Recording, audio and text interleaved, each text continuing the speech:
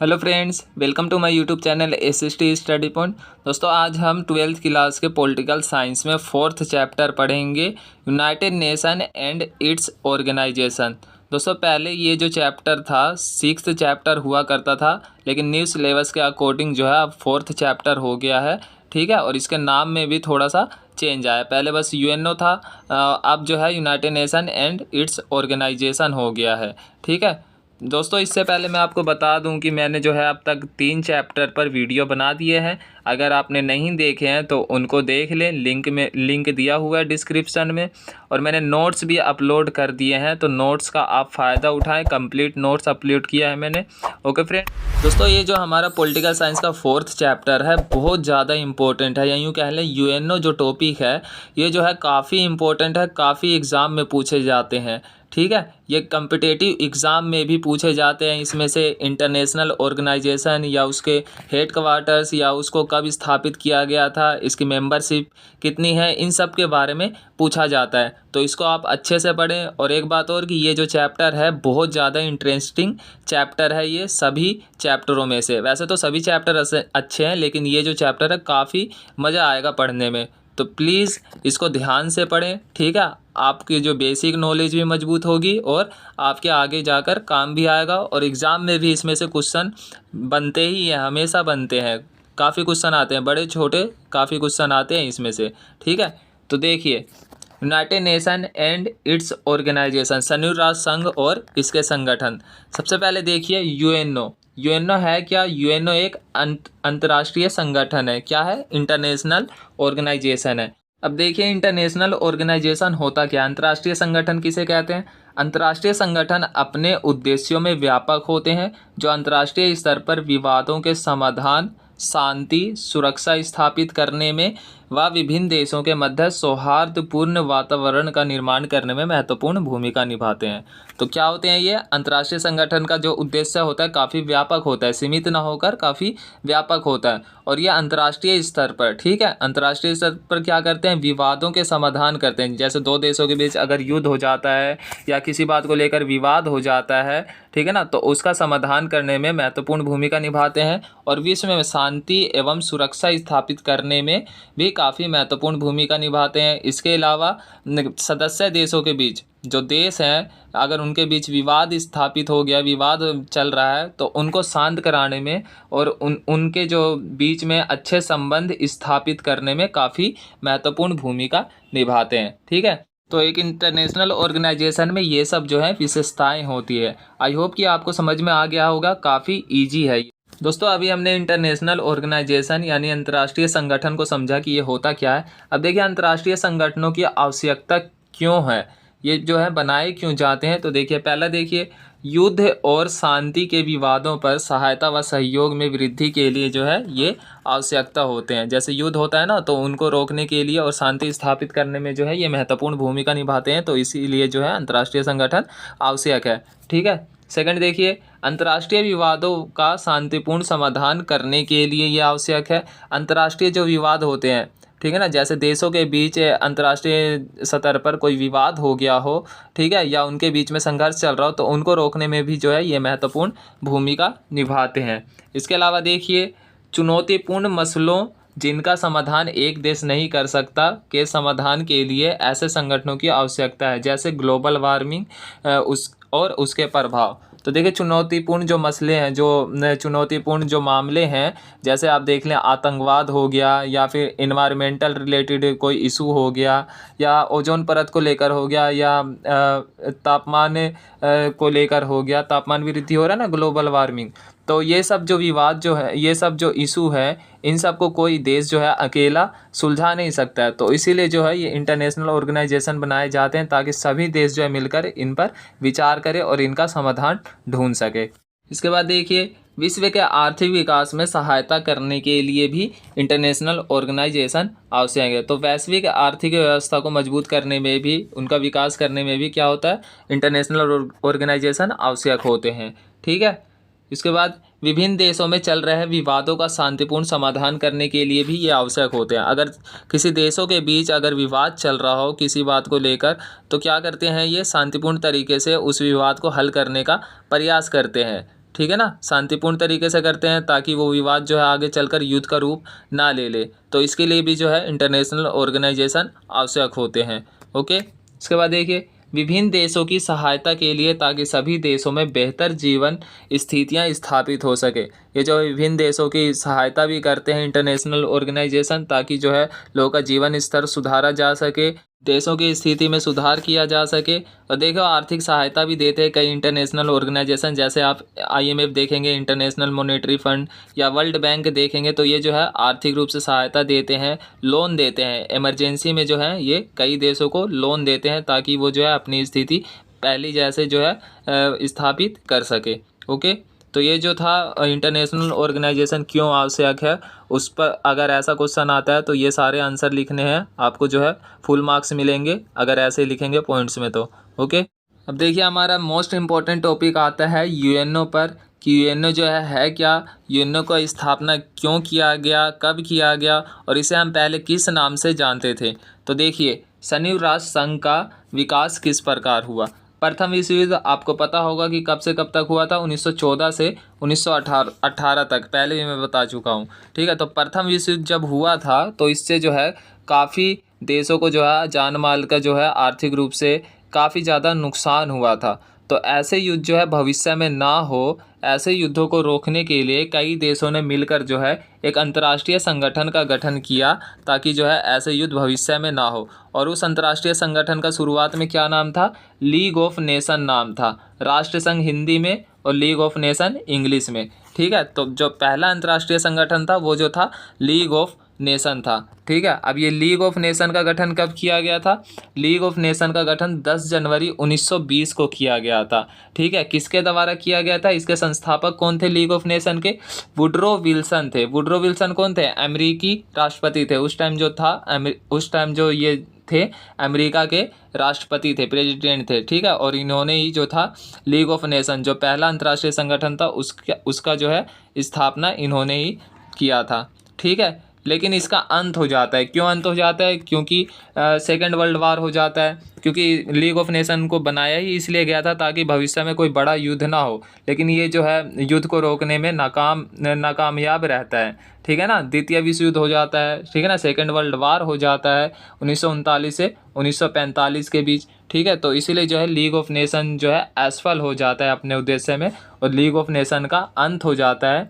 और इसके बाद जो है एक मजबूत संगठन UNO, यूनाइटेड नेशन ऑर्गेनाइजेशन का गठन किया जाता है। UNO, ठीक है, यूनाइटेड नेशन ऑर्गेनाइजेशन, संयुक्त राष्ट्र संघ का गठन किया जाता है। UNO का फुल फॉर्म है यूनाइटेड नेशन ऑर्गेनाइजेशन। इसका हेड क्वार्टर कहाँ पर है, न्यूयॉर्क सिटी में है। न्यूयॉर्क सिटी कहाँ पर है, अमेरिका में, अमेरिका के न्यूयॉर्क सिटी में इसका मुख्यालय है। ओके, तो यही सब जो है कम्पिटिटिव एग्जाम में भी पूछे जाते हैं और आपके जो 12th का जो एग्ज़ाम होगा उसमें भी पूछा जाएगा पॉलिटिकल साइंस में। ठीक है, एक एक नंबर में काफ़ी बनते हैं यही सब क्वेश्चन।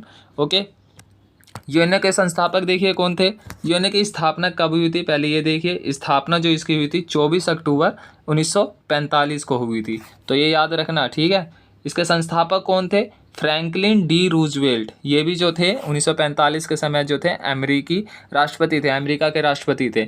लीग ऑफ नेशन के संस्थापक कौन थे, वुडरो विल्सन, और UNO के संस्थापक जो थे फ्रैंकलिन डी रूजवेल्ट। ठीक है, किस चार्टर द्वारा UNO की स्थापना की गई थी, अटलांटिक चार्टर द्वारा UNO की स्थापना की गई थी, संयुक्त राष्ट्र संघ की स्थापना की गई थी। याद रखना ये सब, यही सब पूछे जाते हैं एक एक नंबर में। प्रारंभिक देशों की संख्या, जब इसकी स्थापना की जा रही थी तो प्रारंभ में इसमें कितने देश थे, 50 देश थे। ठीक है ना, 50 देश थे। इसके बाद कुछ दिन बाद ही जो है पोलैंड शामिल हो जाता है, तो जो है इसके कुल जो सदस्य देश हो जाते हैं स्टार्टिंग में, इसके संस्थापक देश 51 हो जाते हैं। ठीक है ना, 51 जो है इसके संस्थापक देश हो जाते हैं स्टार्टिंग में। पोलैंड 51वां देश था इसका, संयुक्त राष्ट्र संघ का। ठीक है, इन 51 सदस्य देशों में भारत भी शामिल था। भारत संयुक्त राष्ट्र संघ का सदस्य कब बना, 30 अक्टूबर 1945 को। याद रखना, काफ़ी इंपॉर्टेंट पॉइंट है। भारत जो है सदस्य कब बना संयुक्त राष्ट्र संघ का, 30 अक्टूबर 1945। ठीक है, तो ये सब जो है काफ़ी इंपॉर्टेंट पॉइंट्स हैं, एक एक नंबर में, दो दो नंबर में काफ़ी पूछे जाते हैं, तो इसको आप अच्छे से याद कर लें। आगे देखिए UNO के विकास के बारे में। समय के अनुसार सदस्यों की संख्या बढ़ती गई और वर्तमान में संयुक्त राष्ट्र संघ के कुल सदस्य देश कितने हैं? 193 इसकी मेंबरशिप है वर्तमान समय में, अभी के समय में। और 193वां देश जो शामिल हुआ था वो कौन है? साउथ सूडान, दक्षिणी सूडान है। ओके, तो इसका जो सदस्य देश था स्टार्टिंग में कितना था? 50 था। फिर जो है पोलैंड शामिल हुआ तो 51 हो गया। और अब जो है आपके समय में इन प्रेजेंट कितने हैं? 193 इसकी मेंबरशिप है। ओके, याद रखना, काफ़ी इंपॉर्टेंट है, इसकी मेंबरशिप पूछी जाती है 1 नंबर में। इसके बाद देखिए यूएनओ की कार्यालय भाषा जो ऑफिशियल लैंग्वेज है, 2 लैंग्वेज है, एक इंग्लिश है और एक फ्रेंच है। वैसे टोटल जो है यूएनओ में 6 लैंग्वेज है, लेकिन 2 लैंग्वेज जो है इंग्लिश और फ्रेंच जो है ऑफिशियल लैंग्वेज है इसके। ठीक है, इसके बाद देखिए यूएनओ का जो है प्रमुख उद्देश्य क्या है। यूएनओ का देखिए प्रमुख उद्देश्य मोस्ट इम्पोर्टेंट है, क्योंकि मोस्ट इम्पोर्टेंट क्यों है? क्योंकि 1 नंबर में जो है ना ये बहुत बार पूछा गया है। मैंने जो है कई सारे क्वेश्चन पेपर देखे हैं, उसमें 1 नंबर में बहुत ज़्यादा पूछा गया इसका उद्देश्य यूएनओ का। तो इसका उद्देश्य देखिए क्या, बहुत सिंपल सा है। संयुक्त राष्ट्र संघ का मुख्य उद्देश्य अंतर्राष्ट्रीय झगड़ों को रोकना और विश्व में शांति एवं व्यवस्था को बनाए रखना है। इतना अगर आप लिख दोगे तो 1 नंबर आराम से मिल जाएगा, कोई भी नहीं काटेगा। ठीक है, तो संयुक्त राष्ट्र संघ का उद्देश्य जो है अंतर्राष्ट्रीय झगड़ों को रोकना और विश्व में शांति एवं व्यवस्था को बनाए रखना इसका प्रमुख उद्देश्य है। ओके, इसके बाद देखिए यूएनओ का लोगो या कह लें यूएनओ का झंडा जो है कैसा है। यूएनओ का झंडा जो देखिए मैंने बना रखा है इस प्रकार का है। ये जो सर्कल है बी सेंटर में जो है ये वर्ल्ड को दिखाया गया और इसके साइड में जो है ये लीफ दिखाया गया। तो ये पत्ती किसकी है? जैतून की पत्ती है। ठीक है ना, जैतून की पत्ती है। तो देखिए इसका मतलब क्या है, ये आते हैं चित्र, जो चित्र वाला एक क्वेश्चन आता है ना तुम्हारा 5 नंबर का, तो उसमें आते हैं इस तरह के क्वेश्चन। तो देखिए जैतून की पत्तियां शांति का प्रतीक है। क्वेश्चन में पूछा जाता है कि इसमें जो पत्तियां दिखाए गए हैं वो किसका प्रतीक है? तो जैतून की पत्तियां ये किसका प्रतीक है? शांति का प्रतीक है। और उसके बीच में विश्व को दिखाया गया है। ठीक है, तो ये पत्ती शांति, तो मतलब इसका यही दर्शा रहा है कि विश्व में शांति एवं व्यवस्था बनाए रखना इसका जो है यूएनओ का जो है उद्देश्य होता है। और इसीलिए जो है इसका लोगो भी इस तरह का बना हुआ है। ओके, तो ये जो है यूएनओ का लोगो है, अपने दिमाग में बिठा ले कैसा दिखता है ये। इसके बाद देखिए मोस्ट इम्पोर्टेंट क्वेश्चन जो बनता है 6 नंबर में या 4 नंबर में, वो इस पे आता है कि संयुक्त राष्ट्र संघ के 6 अंग जो है ना, 6 अंग पूछ लिया जाता है कि संयुक्त राष्ट्र संघ के 6 अंगों का वर्णन करें या 3 अंगों का वर्णन करें। ओके, तो ये जो है 6 अंग के बारे में पढ़ेंगे, यूएनओ के कौन कौन से हैं। 6 ऑर्गन्स के बारे में पढ़ेंगे कि कौन कौन से ऑर्गन्स हैं। ओके, तो देखिए सबसे पहला जो इसका ऑर्गन है, सबसे पहला जो इसका अंग है वो है महासभा। महासभा, जनरल असेंबली भी बोलते हैं इसे। तो महासभा के बारे में देखिए, महासभा को विश्व संसद के नाम से भी जाना जाता है। इसके कुल सदस्य देश कितने हैं? 193 हैं। जो यूएनओ का मेंबरशिप है ना, वही इसके भी मेंबर्स मतलब इसी के मेंबरशिप है 193। ओके, महासभा में सदस्य देश भाग लेते हैं और मुद्दों पर विचार करते हैं। अब ये 93 जो मेंबरशिप है ये सारे जो है महासभा में, जैसे हमारे इंडिया में पार्लियामेंट है, पार्लियामेंट लोकसभा राज्यसभा, इसमें सदस्य बैठते हैं ना और कई जो है नीति बनाते हैं या फिर कई जो मुद्दे होते हैं या इशू होते हैं उस पर जो है विचार विमर्श करते हैं, उसका समाधान ढूंढने का प्रयास करते हैं। वैसे ही इंटरनेशनल लेवल पर जो है महासभा है। महासभा में ये सारे सदस्य देश, पूरे देश जैसे इंडिया, बाकी और भी 193 जो देश है वो सब जो है भाग लेते हैं और जो विषय होते हैं वो रखते हैं और उस पर विचार विमर्श करते हैं, उसका समाधान ढूंढने का प्रयास करते हैं ये। ओके, इसके बाद देखिए आगे महासभा के बारे में। इसकी बैठक देखिए कब से कब होती है। महासभा की बैठक सितंबर के मध्य शुरू होती है, मतलब सितंबर का महीना जो है उसके बीच में शुरू होती है और दिसंबर के बीच में ये समाप्त होती है। तो ये पॉइंट भी याद रखना, इसकी बैठक कब होती है। प्रतिवर्ष बैठक होती रहती है, इसमें सभी प्रतिनिधि भाग लेते हैं और अपनी बात को प्रस्तुत करते हैं। इसमें जो है सभी प्रतिनिधि 193 जो मेंबरशिप है, 193 जो कंट्री है इसके, वो सभी जो है इसमें भाग लेते हैं और अपने अपने जो है पक्ष रखते हैं, अपने अपने जो है बात रखते हैं। ओके, यूएनओ का सेकेंड ऑर्गन को देखिए आप। हमने पहला ऑर्गन पढ़ा, अब देखिए सेकेंड ऑर्गन जो दूसरा अंग है यूएनओ का, सचिवालय है, सेक्रेटेरिएट भी बोलते हैं इसे।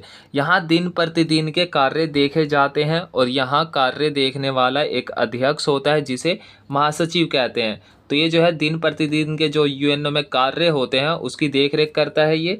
ओके, और इसका जो देख रेख करने वाला कौन करने के लिए क्या होता है, अध्यक्ष होता है, जिसे हम क्या कहते हैं, महासचिव कहते हैं।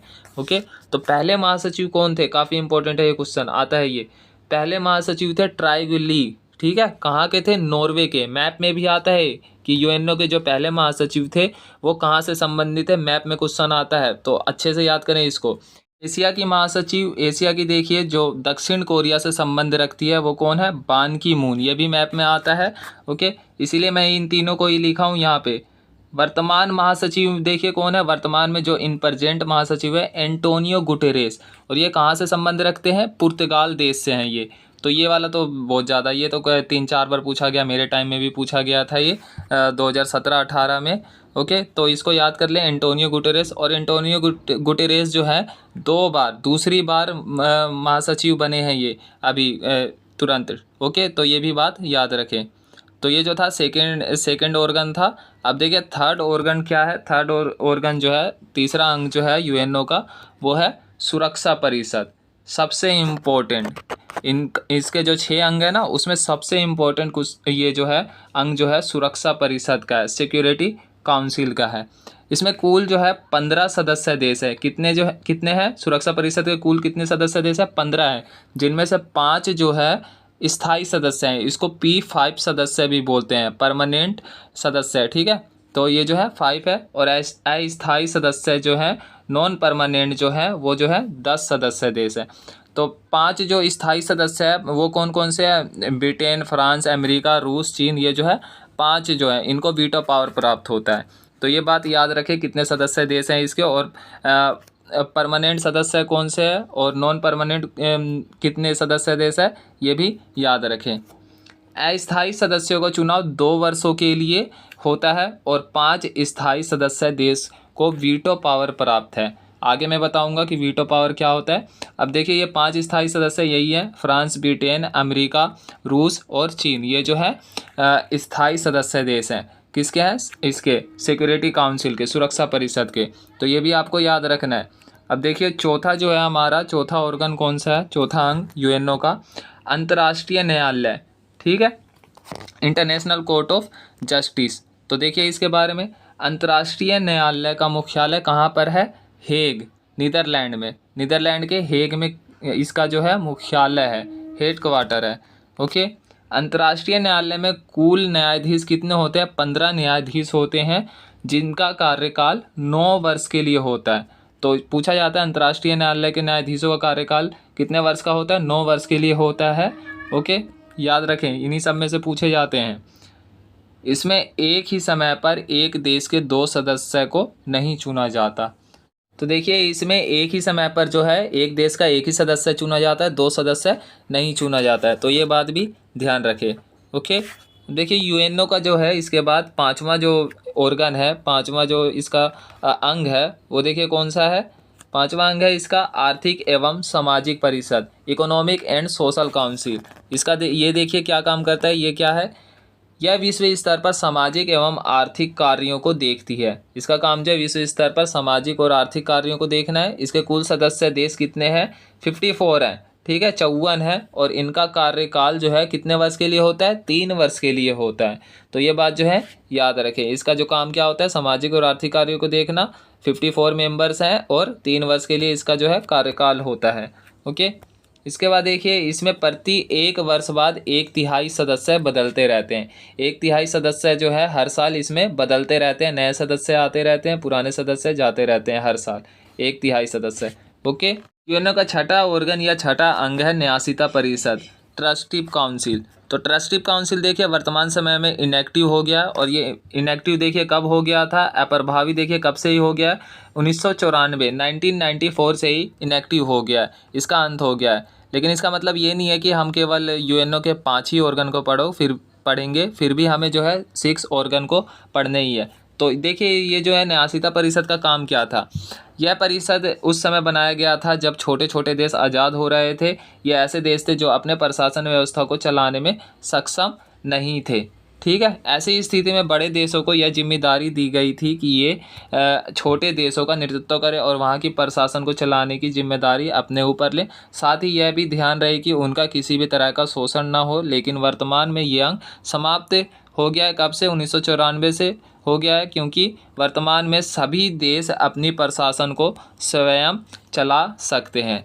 तो न्यासीता परिषद की जो स्थापना हुई थी, कब स्थापना इसकी क्यों की गई थी? जो छोटे छोटे देश, जो उपनिवेश देश थे, काफ़ी सारे आज़ाद हो रहे थे ना, काफ़ी जो थे छूट रहे थे, जिन बड़े देशों का नियंत्रण था उन देशों पर, वो आज़ाद हो रहे थे। तो उनको जो था स्टार्टिंग में लोकतंत्र स्थापित करने में या शासन व्यवस्था चलाने में जो वो सक्षम नहीं थे, अपने देश को चलाने में सक्षम नहीं थे। तो इसकी सहायता करने के लिए जो है न्यासीता परिषद की स्थापना की गई थी और इसकी जिम्मेदारी बड़े देशों को दिया गया था ताकि वो प्रशासन चलाने में इनकी सहायता करें। और साथ ही ये भी ध्यान रखा गया कि किसी भी तरह का जो है प्रशासन चलाते समय बड़े देशों द्वारा जो है छोटे देशों का शोषण ना किया जाए। तो इसका जो है उस टाइम स्थापित किया गया था जब ये प्रशासन चलाने में असक्षम थे। ठीक है। लेकिन वर्तमान में देखें तो सभी जगह लगभग लोकतंत्र स्थापित है, कहीं कहीं पे राजतंत्र है। तो सभी लोग जो है अपना जो है शासन व्यवस्था चलाने में जो है सक्षम हो गए हैं। ठीक है। इंडिया में देख लें आप, इंडिया में भी सफलतापूर्वक लोकतंत्र है, श्रीलंका में भी लोकतंत्र स्थापित है। तो काफ़ी मतलब सक्षम हो गए अपने प्रशासन व्यवस्था को चलाने में। तो इसीलिए जो है न्यासीता परिषद का जो है अंत हो गया है। ओके, तो समझ में आ गया होगा, काफ़ी सिंपल सा है ये। तो ये 6 अंग आपको अच्छे से याद करने हैं। क्वेश्चन आता है कि यूएनओ का जो है 6 अंगों का वर्णन करें, 6 नंबर में आता है ये। ठीक है। तो 6 अंग आपको अच्छे से याद करने हैं, काफ़ी इंपॉर्टेंट क्वेश्चन है ये। ओके, इसके बाद देखिए निषेधाधिकार। मैंने बताया था ना वीटो पावर बताऊंगा, तो वीटो पावर देखिए क्या होता है। वीटो पावर 1 या 2 नंबर में बहुत ज़्यादा पूछा जाता है। साथ ही ये भी क्वेश्चन 1 नंबर में पूछा जाता है कि वीटो पावर किन किन देशों को प्राप्त है, उनके नाम लिखे। तो 5 देशों को प्राप्त है। तो उन 5 देशों को भी अच्छे से आपको याद रखना है कि वीटो पावर वाले या P5 वाले देश कौन कौन से हैं। तो वीटो पावर देखिए होता क्या है। वीटो पावर को हिंदी में निषेधाधिकार बोलते हैं। संयुक्त राष्ट्र संघ की सुरक्षा परिषद के 5 स्थायी सदस्य देश फ्रांस, ब्रिटेन, अमेरिका, रूस, चीन, ये जो है P5 कंट्री बोलते हैं, परमानेंट कंट्री। ये जो है स्थायी सदस्य देश है। ठीक है। इनको जो है वीटो पावर प्राप्त है। इन 5 को ही वीटो पावर प्राप्त है, इन 5 देशों को। देखिए ये वीटो पावर है क्या। इस अधिकार द्वारा कोई भी स्थायी सदस्य देश, जो स्थायी सदस्य देश है 5 सुरक्षा परिषद के स्थायी सदस्य देश, सुरक्षा परिषद द्वारा लिए जाने वाले निर्णय को रोक सकता है। यही वीटो पावर का अधिकार है। ठीक है। जैसे सुरक्षा परिषद अगर कोई भी निर्णय इनके सामने रखती है, देशों के सामने जो 193 सदस्य देश है उनके सामने कोई भी निर्णय रखती है सुरक्षा परिषद, तो इन 5 में से अगर किसी ने भी मानने से इनकार कर दिया, वीटो पावर लगा दिया, तो वो जो सुरक्षा परिषद का निर्णय है वो अमान्य हो जाएगा। वो जो निर्णय है वो लागू नहीं होगा। यही जो है वीटो पावर है। ओके, अच्छे से इसको समझ लें, काफ़ी इंपॉर्टेंट है। 1 या 2 नंबर में काफ़ी पूछा जाता है ये। ठीक है। निषेधाधिकार लिखा हुआ आएगा या फिर वीटो पावर लिखा हुआ आएगा। ओके, इसके बाद देखिए संयुक्त राष्ट्र संघ के महासचिव। संयुक्त राष्ट्र संघ के देखिए महासचिव जो है अब तक कितने रह चुके हैं। ठीक है ना। तो देखिए सबसे पहले जो थे, काफ़ी इंपॉर्टेंट है, काफ़ी ज़्यादा पूछा जाता है, ट्राइग्वे ली थे। पहले कौन थे? ट्राइग्वे ली। और किस देश से थे? नॉर्वे से थे। देश भी पूछा जाता है मैप में कि ट्राइग्वे ली जो थे पहले महासचिव, वो किस देश से संबंध रखते थे? नॉर्वे से थे। ठीक है। तो मैप को अच्छे से याद कर लें आप, वर्ल्ड मैप। ठीक है। और इंडियन मैप भी, क्योंकि मैप वर्क भी आपका 5 नंबर का आता है। कब से कब तक थे, यहाँ पर टाइम भी, 10 ईयर भी दिया हुआ है, इनका टाइम दिया हुआ है, तो ये भी देख लें आप सब। सेकंड जो महासचिव थे डैग हैमरशोल्ड थे। ये जो थे कहाँ से थे? स्वीडन देश से थे। ठीक है। थर्ड जो थे युथांड कहाँ से थे? बर्मा से। म्यांमार का पुराना नाम जो था बर्मा था। ओके। चौथे जो महासचिव थे वो देखिए कौन थे? कुर्ट वाल्डहीम। ये कहाँ से थे? ऑस्ट्रेलिया से थे। ठीक है। 5वां जो महासचिव थे जेवियर प्रेस दा कुयार, ये पेरू देश से संबंधित थे। ओके। इसके बाद देखिए छठा जो थे बुर्तस घाली थे, ये मिस्र से, इजिप्ट देश से थे। इसके बाद देखिए कोफ़ी अन्नान, ये कहाँ से थे? घाना देश से थे। इसके बाद देखिए बान की मून, ये तो दक्षिण कोरिया से थे, ये एशिया से ही, ठीक है, दक्षिण कोरिया। इसके बाद देखिए एंटोनियो गुटेरेस जो है 9th नंबर के, वो कौन है, वर्तमान महासचिव हैं, ठीक है, 2017 में बने थे और वर्तमान में भी यही महासचिव हैं, एंटोनियो गुटेरेस, ठीक है। काफ़ी ज़्यादा पूछा जाता है कि वर्तमान महासचिव का नाम लिखें, तो कौन है, एंटोनियो गुटेरेस, और किस देश से संबंधित है, मैप में पूछा जाता है, ये पुर्तगाल देश से संबंधित है, यूरोप में है ये, ठीक है, यूरोप की तरफ देखोगे तो वहाँ पे स्टार्टिंग में ही पुर्तगाल देश है। ओके, तो सबसे ज़्यादा जो है महासचिव में दो ही पूछे जाते हैं वैसे ज़्यादातर, एक तो पहला पूछा जाता है जो ट्राइगविली है, नॉर्वे से है, ठीक है, और वर्तमान महासचिव कौन है, एंटोनियो गुटेरेस। तो इनको अच्छे से आप याद कर लें, काफ़ी ज़्यादा पूछा गया है, 2017-18 से लेकर 2021 तक वर्तमान वाला पूछा जा रहा है और पहला वाला, तो इनको अच्छे से याद करें। तो दोस्तों इस चैप्टर में हम यहीं तक आज पढ़ते हैं, यहीं पे इस चैप्टर को आज हम ख़त्म करते हैं, बाकी का जो है बाद में पढ़ेंगे। तो दोस्तों ये सब आपको कैसा लगा, ठीक है, काफ़ी आसान शब्दों में पढ़ाने की कोशिश किया है मैंने। अगर वीडियो आपको अच्छी लगे तो लाइक करें, कमेंट करके बताएं, और अगर आप नए हैं तो चैनल को सब्सक्राइब ज़रूर करें।